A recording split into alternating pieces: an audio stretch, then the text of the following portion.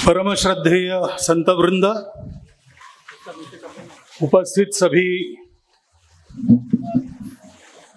ब्रह्म वृंद, सभी नागरिक सज्जन, माता भगिनी एवं कार्यकर्ता बंधु,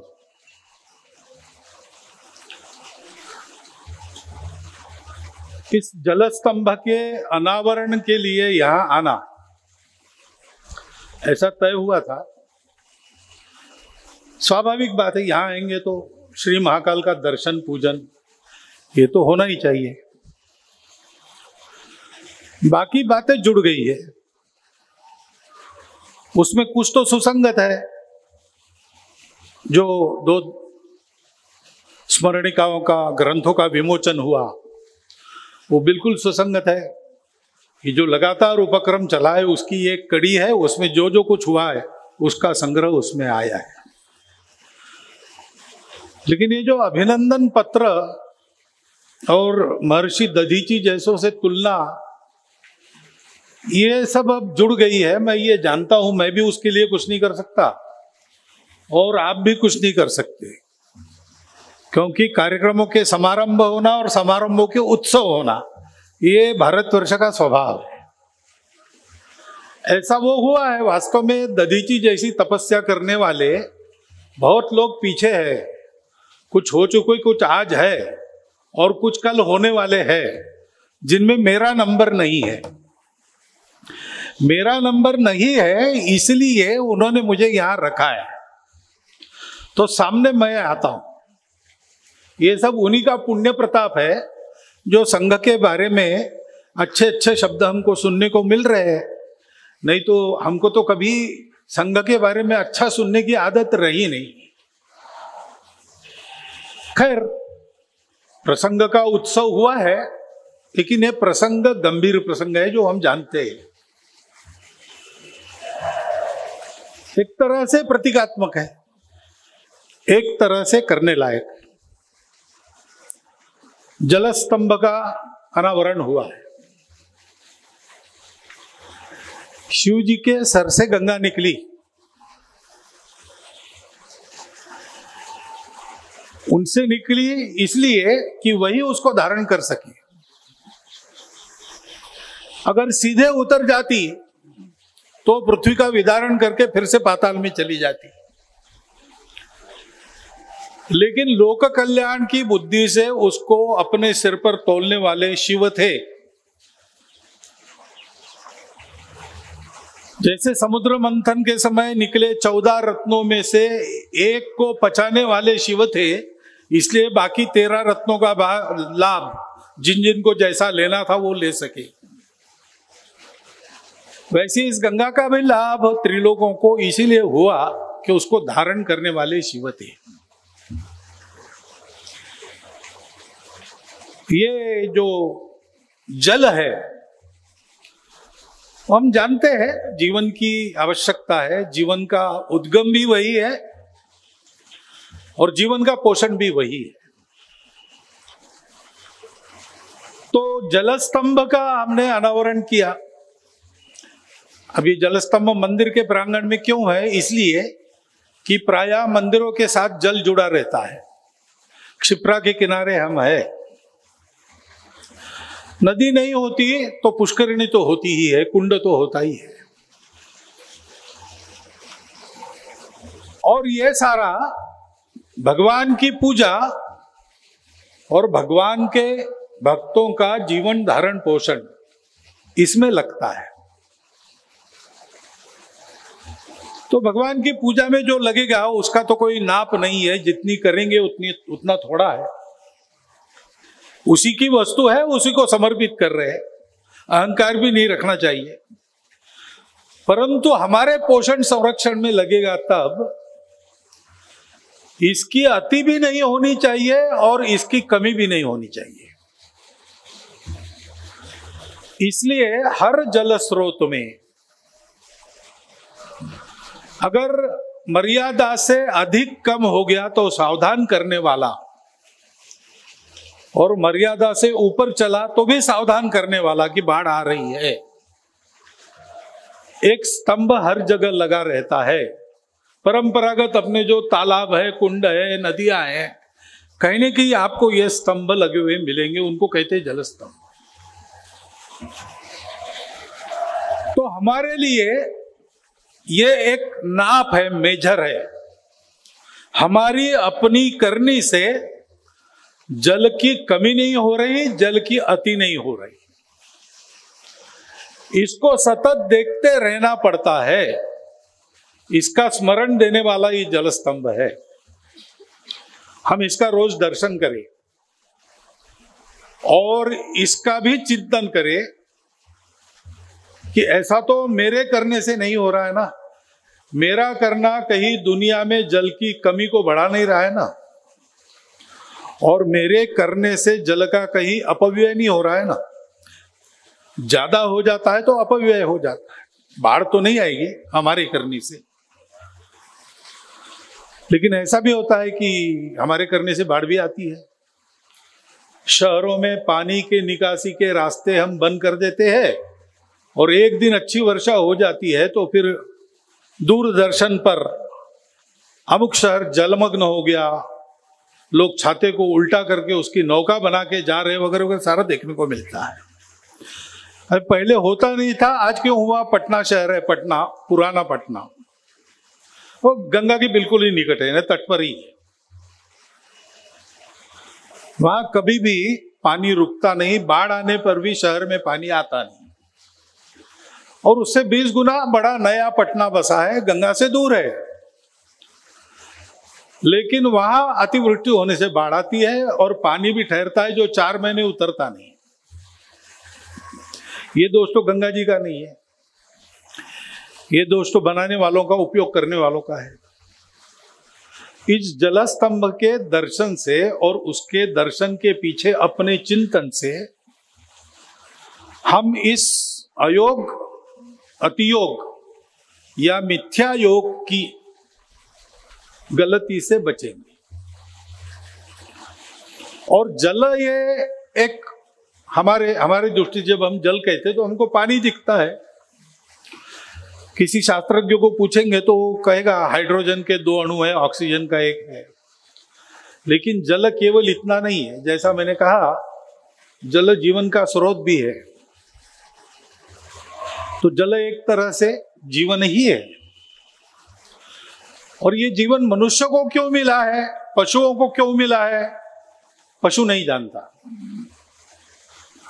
वो तो जन्मा है इसलिए मरते दम तक जिएगा, जैसा भी जिएगा, लेकिन जी लेगा, मार खा के जिएगा, दूसरों को मार के जिएगा, लेकिन जीते रहेगा, मरता नहीं, तब तक चलते रहेगा, आत्महत्या नहीं करता।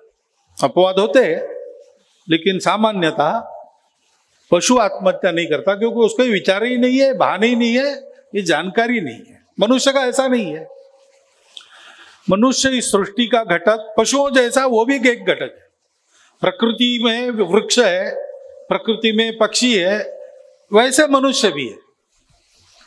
परंतु मनुष्य को जो बुद्धि मिली है, विचार शक्ति मिली है, कॉग्निटिव एबिलिटीज ऐसा विद्वान कहता है, वो मिलेगी। वो किस लिए मिली है? कि ये मनुष्य सृष्टि में रहकर सारी सृष्टि का योगक्षेम ठीक चले, इसको देखे, जिसको कहते हैं धर्म, धर्माचरण। धर्म अकेले के लिए नहीं होता। एक आदमी है तो बिना धर्म के भी काम चलेगा, केवल उसके शरीर मन बुद्धि इसका धर्म देखना चाहिए। धर्म तब होता है जब हम सब होते हैं। हमको सबकी चिंता करके रहना है, तो कैसे रहना? तो इस पर 4 श्लोक है।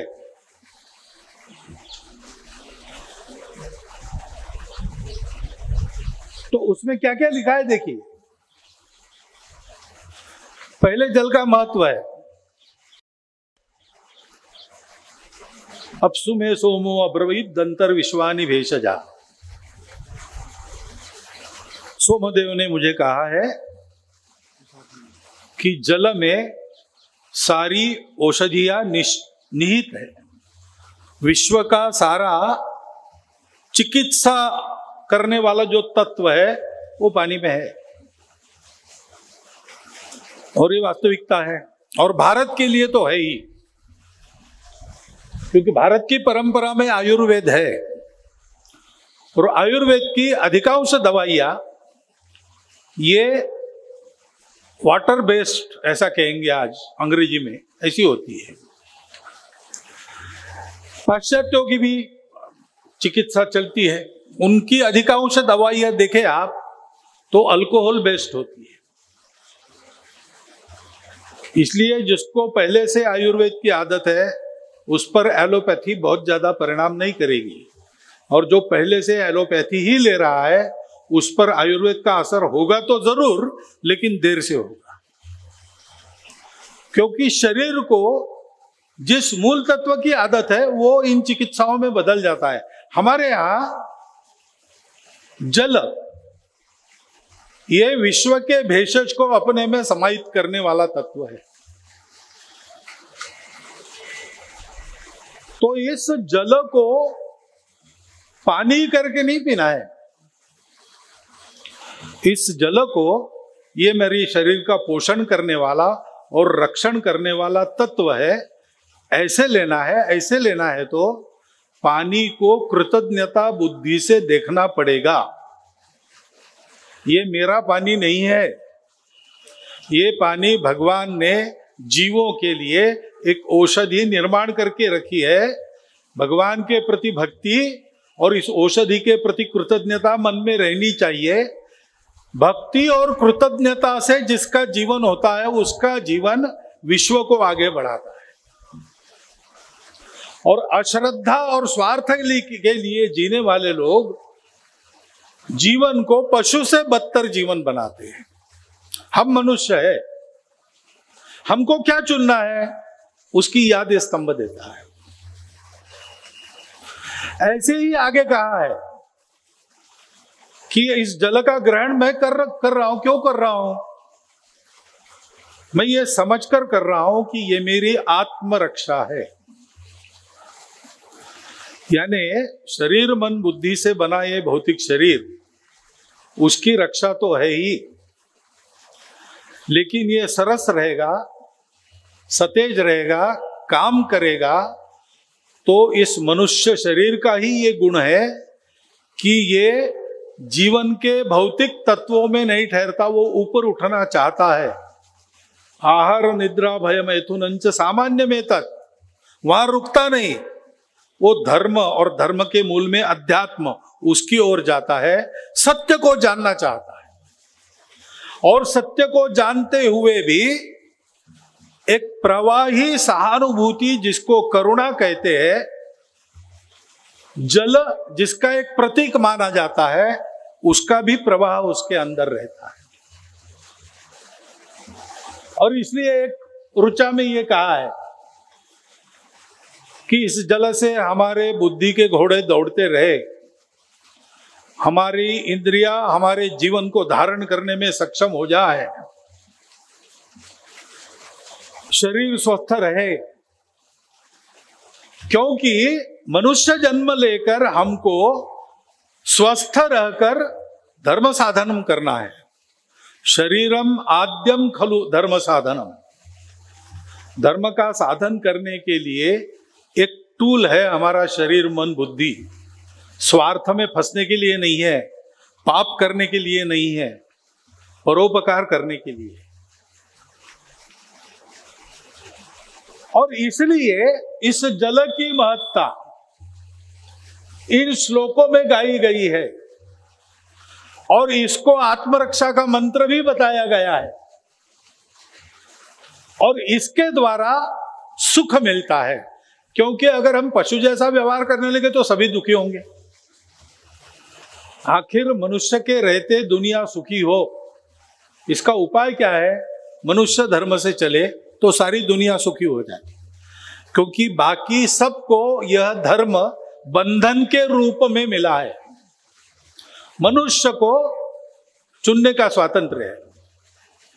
तुमको बनाया है, तुम चाहते हो तो करनी करके नारायण बन सकते हो, अगर तुम उल्टा चाहते हो तो तुम नराधम भी बन सकते हो। बनना क्या है? बनना क्या है ये सतत ध्यान में रहे। इसलिए जहां से विश्व शुरू होता है, पहले काल की उत्पत्ति हुई और विश्व का प्रारंभ हुआ, उन महाकाल के साथ साथ यहां एक स्तंभ है, जल स्तंभ। हम महाकाल का दर्शन करें, उज्जैन निवासी बड़े भाग्यवान है, वो रोज कर सकते हैं। बाकी लोग स्मरण तो कर सकते हैं। जैसे महाकाल जी का दर्शन करेंगे, स्मरण करेंगे, वैसे इस स्तंभ का भी दर्शन और स्मरण हम करें और अपने जीवन के सारे क्रियाकलाप को महाकाल जी की इच्छा के अनुसार यह सृष्टि धर्म प्रवर्तित होते रहे, उनकी इच्छा है तब तक। इसलिए धर्म प्रवण जीवन बनाए। मैं समझता हूं आज के कार्यक्रम का यह अर्थ है। अब मैं ज्ञानी तो हूं नहीं, ज्ञानी लोग वहां बैठे, इधर बैठे, वो कुछ और कहना चाहेंगे वो कह सकते हैं और वैसा आपको करना है। लेकिन मेरी अल्प बुद्धि में मैंने जो विचार किया, मेरी ये बात ध्यान में आई। अगर आपके उपयोग की आपको लगता है और उचित है ऐसा लगता है तो कृपया उसे ग्रहण कीजिए, क्योंकि अगर ये बात मेरी सही है और उचित है तो ऐसा करने से अपने जीवन का और सारे विश्व का भी बहुत कल्याण हो सकता है। ये इस बात में सब लोग सहमत होंगे, ये मेरा विश्वास है। इसलिए ऐसा स्मरण और दर्शन रोज करने का अनुरोध आपके सामने रखता हूं और मेरे 4 शब्द समाप्त करता हूं।